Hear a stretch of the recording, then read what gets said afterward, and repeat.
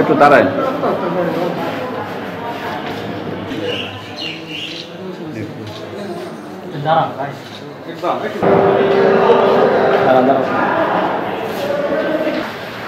যান যান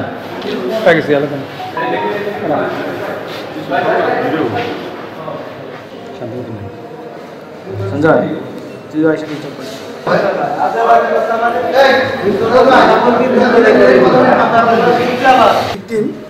মডেল স্কুলের ছাত্রী, সে স্কুল থেকে আসার পরে 12:30টার দিকে সে চাঁদমারি ওই কলোনির পিছনে ওই দোকানে যায়। ওই দোকানে ভিকটিমকে এই আসামি ওই দোকানে বসা থাকে এবং তারা ফুসলিয়ে নিয়ে ওই দোকানের পিছনে চাঁদমারি পিয়ন কলোনির পিছনে জঙ্গলি নিয়ে তাকে ধর্ষণ করে এবং রক্তাক্ত অবস্থা পরে এই ভিকটিমকে উদ্ধার করা হয়।